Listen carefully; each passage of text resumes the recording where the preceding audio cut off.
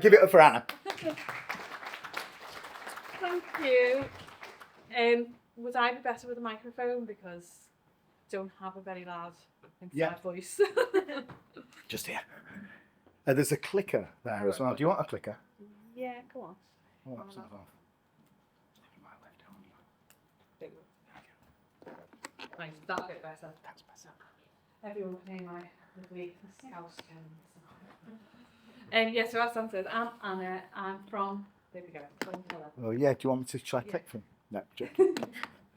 I'm from 19 Agency, which, if no one knows about, we're a marketing and PR agency based in Liverpool for kind of service and clients nationwide.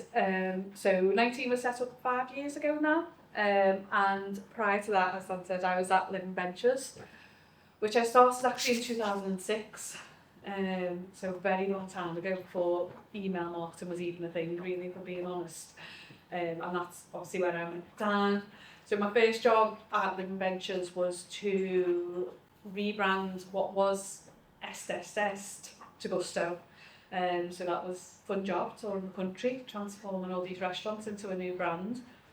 And then Living Ventures went into a really exciting period. We just developed brands. Basically, the Tim who owned the company was just, a visionary and had lots of things going on in his head. And out of that came New World Trading Company, obviously the Botanist, Oast House, Clubhouse, Smuggler's Cove, many different brands, Australasia, The Alchemist, Black House, lots of different brands really, and that was, I'd say, the most exciting time of my career. At that point was we were just constantly developing new brands, launching new brands, and that's the fun stuff what we all like doing, is all that development, and obviously then opening them and launching them all. So that kind of happened, and it was all really exciting, and then a lot of the companies were sold off to private equity. So I think New World Trading went first, sold for something like 50 million. At the time, we all got a nice bonus, which was good. And then Alchemist went to private equity, Gusto went to private equity, so Living Ventures eventually shrunk right down. So at that point, there was quite a big team, a big head office team, of which I was part of. I was head of marketing for the company. And we were all made redundant in 2018. I was actually on maternity leave at the time, so it was a bit odd. But we kind of seen it coming because Tim had obviously unfortunately passed away, and everything just slowed down after that really. There wasn't the kind of gusto there to develop and to bring on more new brands. So yeah, we were all made redundant. To myself and Louise Kemp, who is the lady in the middle with the blonde hair, she had also worked at Living Ventures for like 12-15 years with me, and she was head of business development, and together we worked really closely because she was in the sites at the coal face. I was in the office, so she'd be into me going, right, I need this for this restaurant, we need to get that, sales down here, we need to drive sales here, okay, right, what can we do, what can we come up with? So we just worked really closely together and got on really well. So after we both got made redundant, we both went and got other jobs in other companies, realised we'd been a bit institutionalised by Living Ventures, as anyone who's worked there will know. And then we kind of were like, oh no, we can't do this for anyone else now. Let's give it a go. That's a bit of redundancy money. So we did, and it was 2019, hence the name of the company. Then COVID hit, which was lovely. Just launch a brand new hospitality marketing company, and COVID comes along. But we obviously got through it, and now we're here, and we work with customers all over the country. Now we're actually back working with Living Ventures again, which is all a bit odd. But it's good, and yeah, that's where we are now. So I'm going to talk today about celebrations and my experience with them and where we've come. So I think before we get too much into the ins and outs of it, I think as marketeers it's really important that we remember why does someone come to your venue for a celebration. I don't know the exact stats on this. We have this one, 62% that said they choose a restaurant based on the experience they'd receive. And I think we've always got to come back to that experience. We can have all the systems in place, incentives in place, But unless someone is probably making a decision on if they're coming to your restaurant based on an experience they've had, or an experience someone else has had, and they've made a recommendation, or they've seen something on TikTok and they've gone, I want to have that experience, that's what I want. So what I would say about celebrations is always come back to that. You know, we're not just here to sell. You know, it's the underlying goal. But customers won't buy that from us. We've got to show them the experience they will have in your venue. Why should they pick your venue to come and have their celebration, whatever that might be? I'm too far away. I was too far away. So again, basics of birthdays, which I hope most people in this room understand, and I'm just reiterating what we already know. But you know, it's important, I think, sometimes just to take a step back and out of it and try to remember the basics. What are the benefits of birthday automations? You've got, you know, you encouraging customer loyalty and retention. You're encouraging that one more visit. You know, that's something I know Dan used a lot, and we said when we go into new clients now, we're always at, you know, one more visit. And get one more visit out of every person in your database, well, winner. Increased revenue, obviously they're bringing in, they're spending more. Celebrations typically spend more than your average bookings. You're getting the brand awareness, and as I say, the word of mouth. As we all know, the most valuable form of marketing is always going to be word of mouth, and if someone comes into your venue and has a good experience, that's going to pay off tenfold. Data collection and insights. This is something I don't really think about. Well, I wasn't thinking about that until I pulled this together. Is if someone has been and celebrated their birthday, so we've hammered them, come in, celebrate with us, they come in. Do we actually recognise that? Do next year we go back to them and say, oh, you came in last year and celebrated birthday? Or, you know, post-visit, hope you had, instead of just hope you had a great time, hope you had a brilliant birthday. Again, that personalisation to it. And we have the insight to that, the data is there, hopefully. Strengthening our customer relationships and obviously operational efficiency. If we know, they're coming in, the bit's dropped in as a birthday bucket, then you can have that surprise and delight moment. You know, it's all about that guest coming in and being, oh, received your birthday, happy birthday. It's those little tiny touches to me always make all the difference. And I would just say, you know, if it's something you haven't got set up and it's not all running, the Airship guys, you know, there's tools are there. It's really simple to do. Just make sure it's done. Invest the time in it. And then obviously the birthday celebration, because it is kind of the biggest one. I put in here about the automation journey. You know, I put 2 weeks before. I think I would say it's very dependent on your brand and what you offer. It's not a one size fits all for these things. I would say it's got to be bespoke to your brand and what you offer. In general, you'll maybe go out 2 weeks before. 1 week before, if maybe they haven't opened that email and you want to do a little reminder, you can set up that automation. And then it was actually my birthday last month, and I'm obviously signed up to so many databases because I just like to be nosy. And on the day of my birthday, I actually got 2 emails. And previous to that, I must have had about 10 different offers that bring me on the actual day. Only two brands actually wished me happy birthday on that day, which I thought was quite interesting. And then realised I haven't got them set up for some of our clients. So we're just in the process of setting that up for on the day. Just say happy birthday. You know, James touched on it earlier. It's a natural thing you would do in hospitality. If someone's in your face-to-face with someone, you would say it. So make sure we do that. And then obviously your post-birthday follow-up. Again, if they haven't, or if they didn't take the offer, if we know it hasn't been taken in, or they didn't open the email, extend that offer to them. You know, get the, you know, you can still remember your birthday bubbles or whatever it might be. And give the people what they want. I don't mean to be horrible to Prosecco, but if I get one more offer with a bottle of Prosecco or a glass of Prosecco, you know, I call it heartburn in a glass, because it just sort of did react with me. But if that's relevant to your brand, and if your Prosecco sales are through the roof, brilliant. I imagine that's what your guests want. If you're a Texan barbecue restaurant and hardly sell any Prosecco, don't offer them Prosecco on the birthday, offer them a pint or a burger. You know, the data is there to look into it, and yeah, just make sure that's there. And then I put in there as well, be generous, brackets, when operations will allow. Now my experience, because I was in-house for 15 years, and now I'm on the flip side of it, on the agency side as well, is, oh my god, the fights with operations to get things done and over the line, and just, say, can we give this away? No, you can't discount, you can't do this, you can't do that. And I get it, and obviously it's all related into the grand scheme of things.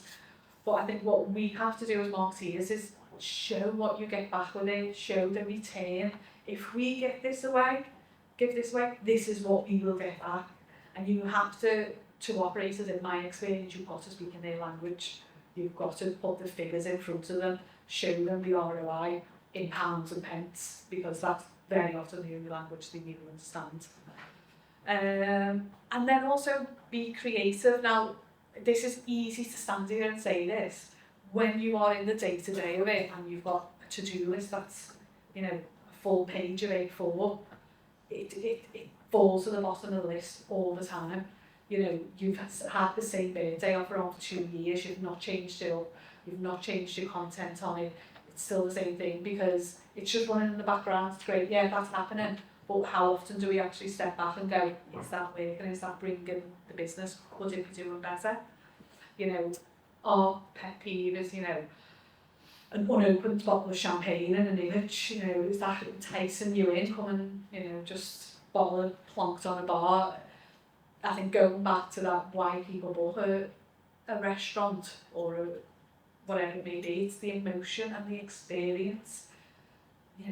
Change the created up, or put a gif in there of, champagne popping and it all coming and it looks enticing. I think, again, it's just having that ability to step out of it, of the daily to-do list, and go, right, I'm going to do this, and I'm going to review everything. Again, change it up. When was the last time you actually changed it?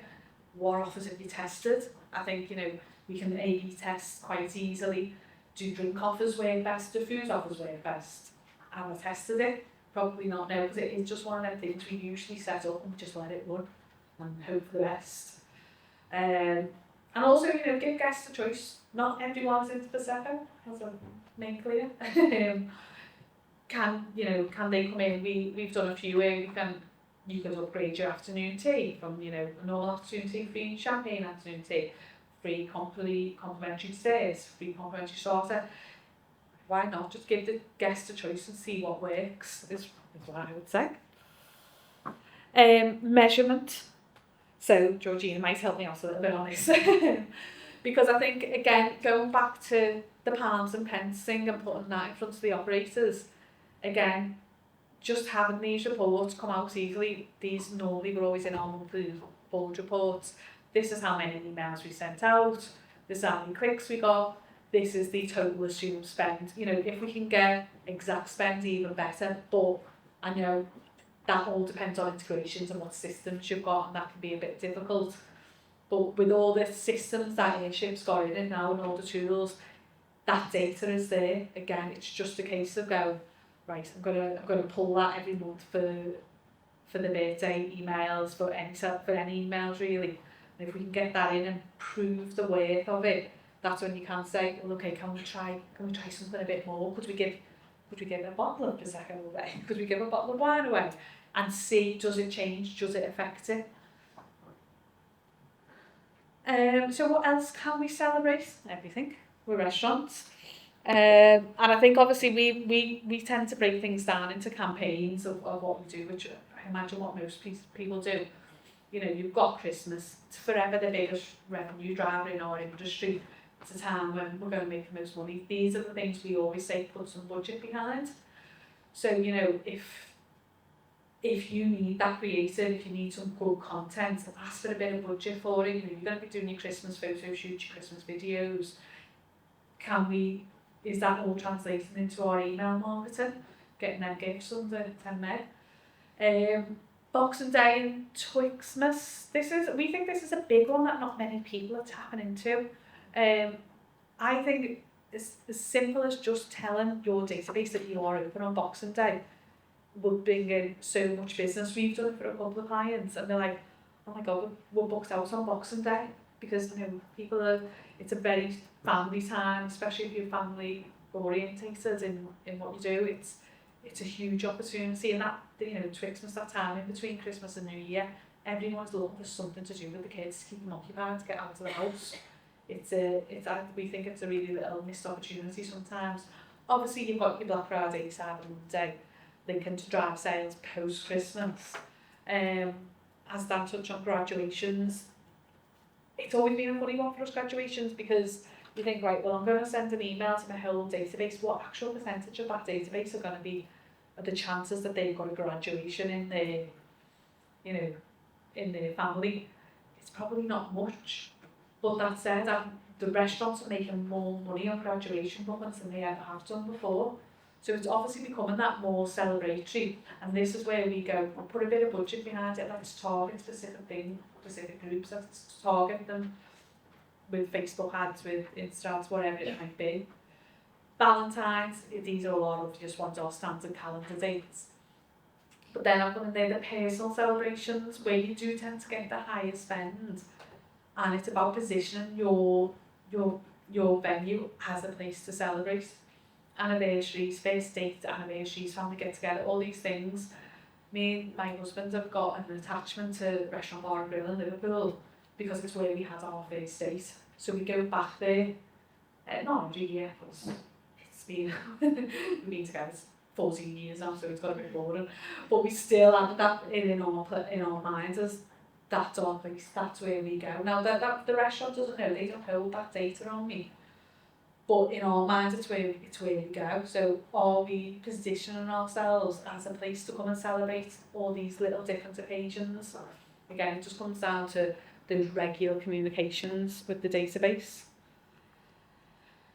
I think I put this in because obviously we're talking about celebrations, and gift cards are perfect for celebrations, and we've got all those standards at once where we can get those sales in, your Christmas Eve, your Christmas Day sales, all of that. But I think looking for sales outside, how often do we remind our guests that we do actually sell gift cards? POS, if we do sell them in venue, is it noticeable? I've gone into restaurants and I've put together beautiful POS and it's stuck behind a vase somewhere at the back of the restaurant where no one can see it. You're like, drives you mad. Can it be more noticeable? Are we communicating all these things that we can sell for? We did a little campaign for a brand around expats, because there was a restaurant in Manchester, and really well known restaurant, people love it, and we targeted with ads just people who live outside, expats who live outside the UK now, and drove them, and the sales it was a while ago, so I haven't got the stats, but it was high buttons, so we always keep that in there now. And obviously all the incentives we can put in around celebrations, it works, buy in November for Christmas, get extras for this.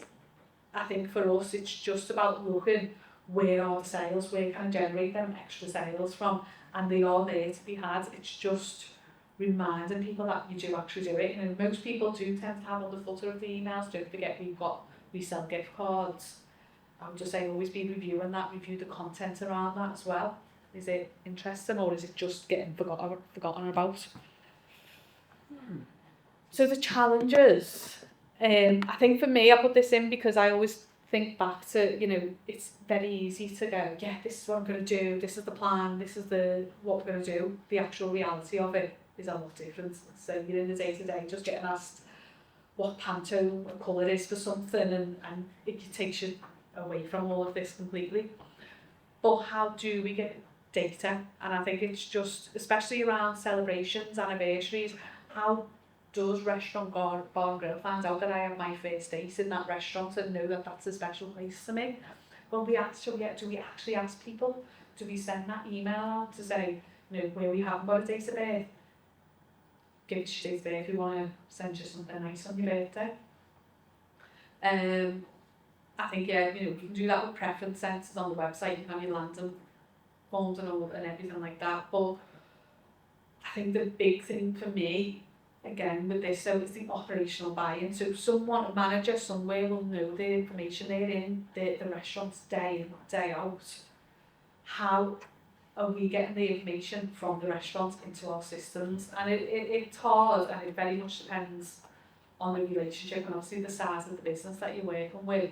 We always have this investigate the eight, who's within all the management training programs and all the BDs, and it's just in there because it rhymes, it sounds quite nice.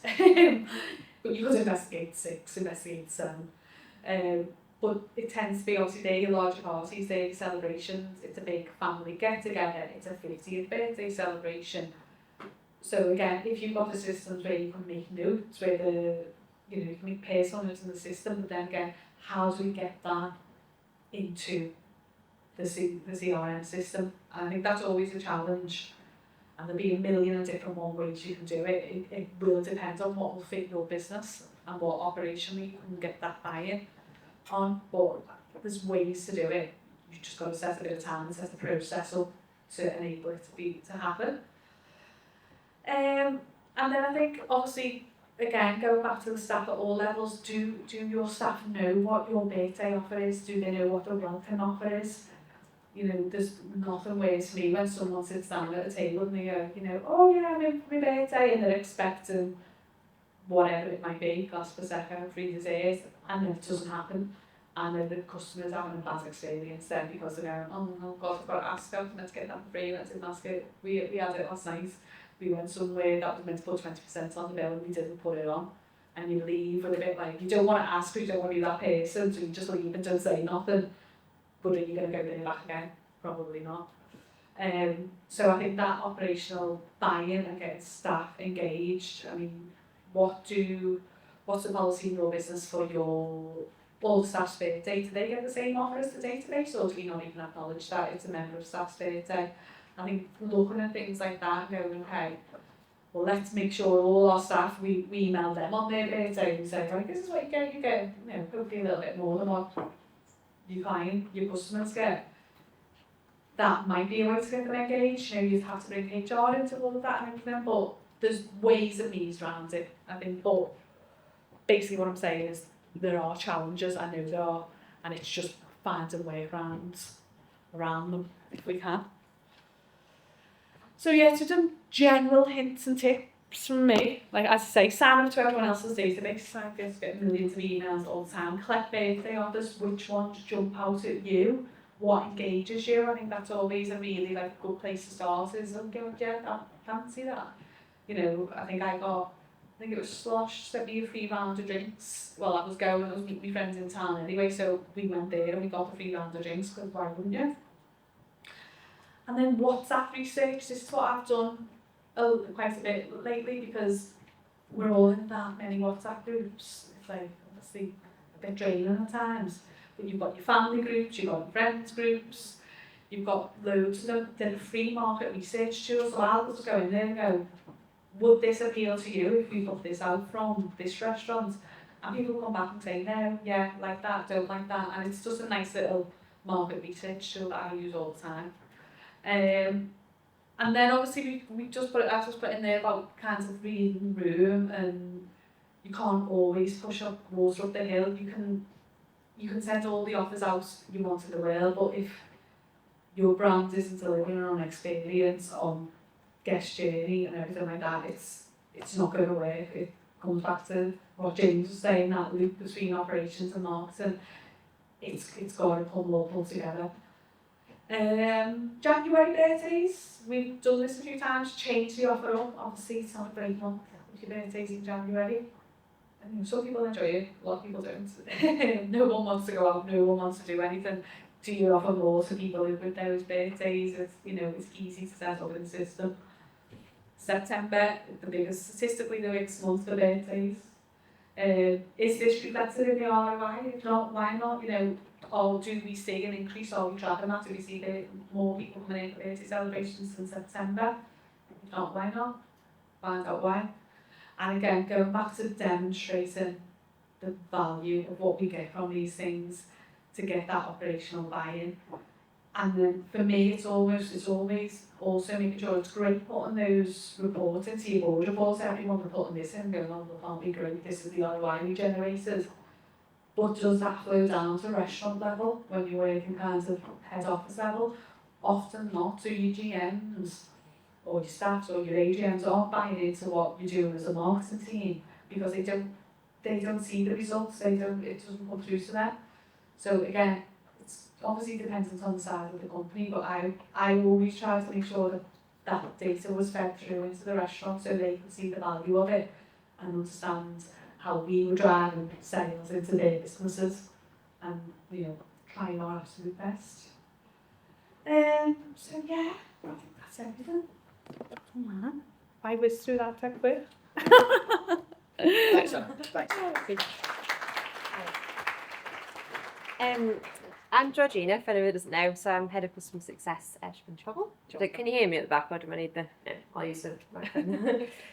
So just a couple of bits to add around sort of like tracking and the reporting. So you showed an example of our conversion rate report on the slides. I think it's just really important to say just to make sure that you're trying to track wherever you can, so whether that's a toggle voucher, a zonal voucher, or just an Airship dummy code, because then that allows us to be able to give that data back to you. So we did a case study recently around a £5 voucher giveaway, and because they used a toggle voucher, we were able to actually see the additional spend. So they gave around £3,000 away in toggle vouchers between January and April, but that actually generated £20,000 of additional spend on top of that. So that's a really valuable stat to be able to show that this, the monetary value does work. So I think it's just really important to remember to try and track that as much as you can. And then just a couple of questions. Yeah. So you mentioned around the marketing days. So what do you do around sort of like opting out of the marketing days? What do you tend to recommend around that? Yeah, because that's become it's quite a new, well, I say new, maybe like the last 5 years or something on Mother's Day, Father's Day, and obviously the things we celebrate Mother's Day, it's a massive revenue driver in the restaurants we are in, mostly in premium and casual. And for us, that's like Mother's Day is a key day. Like you've got sites doing 40 grand days in some places, but then that comes with not everyone wants to be marketed to on Mother's Day. So we have done the opt out, and then it wasn't until I was just talking to you earlier that we've always done that. Maybe 4 weeks out from when the Mother's Day campaign starts, ask people if they want to opt out of this for whatever reason. And then what Georgina pointed out, what we could do is you could do that journey, the welcome journey. So when they join the database, ask them at that point, do you want to hear about Mother's Day? Do you want to hear about Father's Day? Which I think is a really valid point and would be really, it saves an email. And then I think what we have had as well, so I personally haven't opted out of anything, but where people have, they've been asked 1 year and then the following year they've been asked again. So we're not marking down and making sure when we send that broadcast we're excluding people from who opted out last year, to say with a little Kington too. Yeah, I think it's really good to put that as part of the segmentation form in your welcome journey, like 3 key dates or something like that, because you're not just adding to that inbox clutter around Mother's Day and Father's Day then. Yeah, doing that. Definitely. And then, I think the other one was just around like operational side and trying to like get over that kind of barrier, but I guess it's just that ROI and reporting on it to help with that. It is. For me, it is. Unless, in my experience, unless you've got someone, at board level who understands marketing and goes with it, you get some operators who, are all about the pounds and pence and that's all they're interested in. That's when when you're dealing with them type of people, that's when you've got to talk in their language and show them what it's bringing them back into revenue-wise, because that's all they're interested in. Yeah. And like you said before, there's lots of different things you can try, like a product or a monetary value, and just see what works. And I think Dan already mentioned about the offer that Portobello are doing. So if you don't want to just give away, a monetary value or a specific thing, you could just give like an offer on your gift cards. So you could say, it's your birthday, you get 50% off on our gift cards. So it's just a combination of kind of whatever works best for your brand, I think. Yeah, I think it's just testing and trying that, try what works. I mean, we're all told, religiously, you must A/B test your sends But you know, when you again got that million things to do on your to-do list, you just got to get it out. Oh God, just sent it.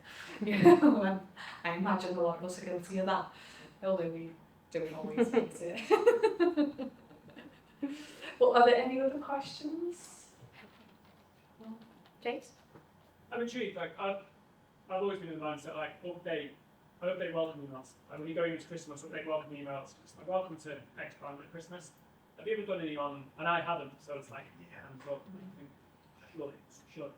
Updating birthday content. You just spoke about January and that changing the offer by updating because if you are, I can't remember who mentioned earlier, like you've got gardens and outside space. It's like celebrate your birthday at this brand in the summer with their outside space, like over Christmas. So have you ever done any of that?